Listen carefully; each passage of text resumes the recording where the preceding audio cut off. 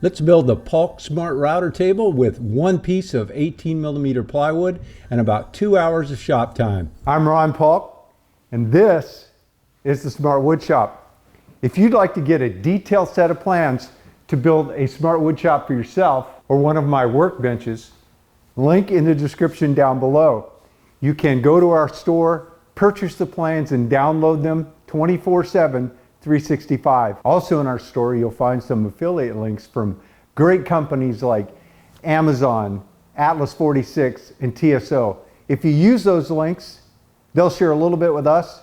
They won't charge you any extra, and it helps support the channel. First, I roughed a piece of 18mm out of the corner of a full sheet, and then I used my TSO guide rail square to make the piece exactly what I needed. After checking that the piece was perfectly square and parallel, I then used a template that I'd made to place the 20mm holes 96mm spacing. The layout is exactly the same as on my benches so that I can secure this to my benches at any position I need. Next, I used a template to cut the inner hole out for the router plate. This is the hole that goes all the way through so that the router can sit below the surface of the router table.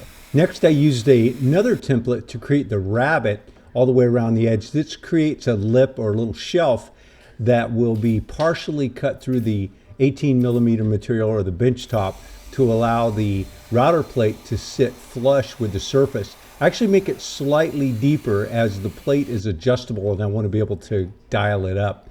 I'm attaching these templates with 23 gauge pins, and when I'm done I just pop it loose and pull them through. Next, I needed to cut the slots on either side of the opening for the router plate. This is to mount the router fence and be able to slide it back and forth. So I created a template that fit flush with the front, the back, and the edge. I was able to cut it knowing that it would be laid out perfectly, and then I was able to pop that loose, pull those pins, and then flip it over so it was a mirror from the other side. So I was able to put those slots exactly where I wanted them, which is dead center between the spacing of the holes that are 96mm apart. I did make one adjustment on my woodpecker fence to make the holes line up with that. I thought it was important to go with this symmetry and the spacing. I used a template that I've had around for making the miter slots on all of my benches, and I was able to cut that slot out using the bushing and the router bit. This makes the perfect size to fit all of the different miter gauges that are on the market, kind of industry standard, and it also saves me the money from having to buy any kind of miter track. Time to test fit the hardware. Drop in the router plate, make sure it fits perfectly, and then install the router fence and just check everything out and make sure that I've got it working before I go on to the next step. I need to create some dados that bisect a row of the 20mm holes on each side of the bench. This is so that when I clamp the router table top to the bench top, the clamp that goes up from under in the workbench can go up through the holes no problem, but if I did not create this shallow dado, then the top of the clamp or the clamp itself would stick up above the surface of the router table, and of course that didn't work. So this allows me to use the clamp and then have the top of the clamp just below the surface of the router table. I'm using a dado jig that I have. It's just some ripped pieces of 18mm plywood about 3.5 inches wide with some pocket holes. It's reasonably adjustable. I could make a lot of things with that. I still tend to prefer dedicated pattern jigs for most things, but this does come in handy.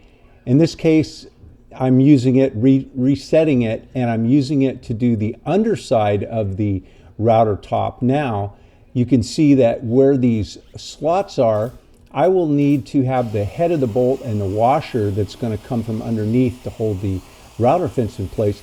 I need the head of the bolt to be not below the bottom surface of the router table, because the router table is clamped onto the bench, and if it's stuck below, it would bump into the bench or wouldn't be able to move. So now the top of the bolt is, flush or slightly recessed with the bottom, and of course now I just flipped it over and repeating it on the other side. So this is just creating a little more of a rabbet than a dado, just a little bit wider than the actual slot is.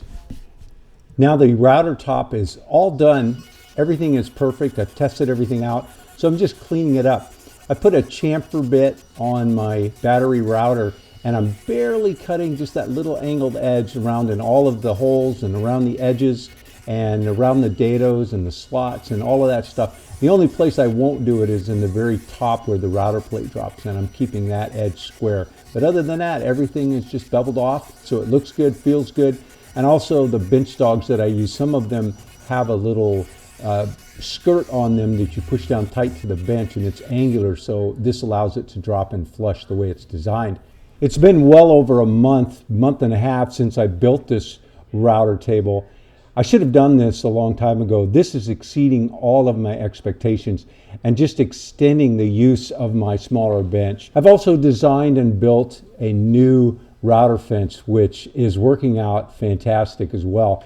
I'll get that video edited and up as soon as possible. If you like these videos, if you're learning anything, to give me a thumbs up, but also subscribe and ring the bell so you'll know when I put up a new video. Thanks for dropping into the Smart Wood Shop. You stay safe and have a great day.